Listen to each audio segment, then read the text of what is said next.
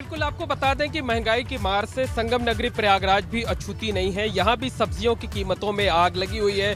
सब्जियों के दाम आसमान छू रहे हैं। अगर हम आलू की बात करें तो आलू यहाँ इन दिनों 30 रुपए किलो मिल रहा है। प्याज जो है वो 50 रुपए किलो बिक रहा है, जबकि टमाटर जो है वो 60 रुपए किलो बिक रहा है। हरी सब्जियों के दाम में और भी आग लगी हुई है, चाहे करेला हो, चाहे बैंगन हो, चाहे परवल हो। इसके साथ साथ जो दूसरी सब्जियां हैं उन सब की कीमतें लगातार आसमान छू रही हैं। और अगर हम पिछले 15 दिनों की बात करें तो पिछले 15 दिनों में दाम जो है वो 1/3 से लेकर तकरीबन 40% तक बढ़ गए हैं। इससे लोगों को खासी दिक्कतों का सामना करना पड़ रहा है। लोग पेट्रोल और डीजल की बढ़ी हुई कीमतों से, रसोई गैस की बढ़ी हुई कीमतों से पहले ही परेशान थे, और अब जो सब्जियों की कीमतों में आग लगी हुई है उसने लोगों को और परेशान करके रख दिया है। लोगों का कहना है कि उन्होंने सब्जियों की जो खपत है वो कम कर दी है, उसका उपयोग कम कर दिया है, और इसका साफ असर ये होता है कि जो लोगों की खाने की थाली है उस थाली का स्वाद जो है वो कसैला हो रहा है। और लोगों से बातचीत कर लेते हैं, जानने की कोशिश करते हैं।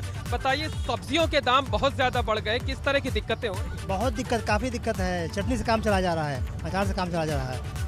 सब्जी नहीं खा रहे, चटनी खा रहे, हाँ, तड़का का मार्केट सब है। तड़का मार के चटनी खा रहे हैं। आप बताइए कितनी दिक्कत हो रही है दाम बढ़ने में? बहुत दिक्कत हो रही है सर, एकदम महंगाई बढ़ती जा रही है। इस सरकार को हटाया जाए।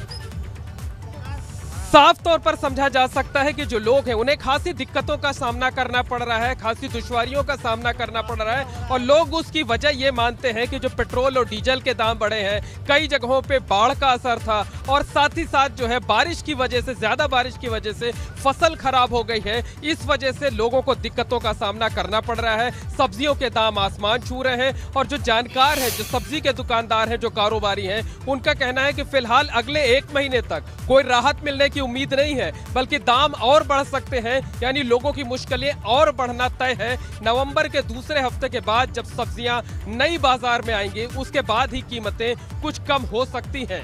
जी जया जी, क्योंकि लगातार हम तस्वीरें भी दिखा रहे हैं, समझाने की कोशिश भी कर रहे हैं कि जो महंगाई बढ़ रही है उसके पीछे की वजह क्या है।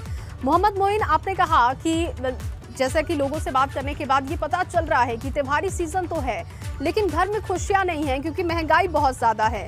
शक्ति का मैं रुख करूंगी क्योंकि वो भी बाजार से मौजूद हैं। शक्ति, त्योहारी सीजन है और कोविड के एक लंबे अंतराल के बाद अब जब नवरात्र है, विजयादशमी है, इसके बाद दिवाली है, तो लोगों के लिए खुशी का माहौल है, लेकिन ये महंगाई कहीं ना कहीं खुशियों को फीका कर रही है।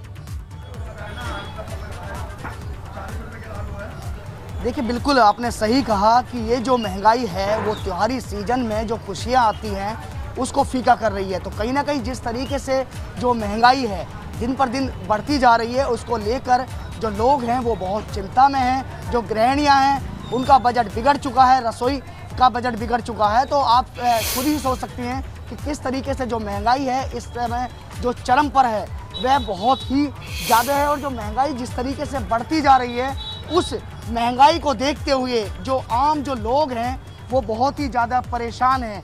जो लोग टमाटर 1 किलो खरीदा करते थे वो आज की तारीख में आधा किलो पर आ गए हैं। ऐसा कहना है इन दुकानदारों का ये कहना है कि जब सब्जी सस्ती होती है तो लोग खुशी से आते हैं और ज़्यादा खरीदते हैं, तो इनकी भी कमाई अच्छी होती है। लेकिन अगर ये महंगा खुद ही खरीदते हैं तो उसके बाद अगर ये टमाटर अगर बिकेंगे नहीं तो ये सड़ जाएंगे, और सड़ने के बाद जब बिल्कुल शक्ति, अगर उनकी खरीद महंगी हो रही है तो फिर अपना मुनाफा रखकर वो बेचेंगे भी महंगा, ये तो तय है।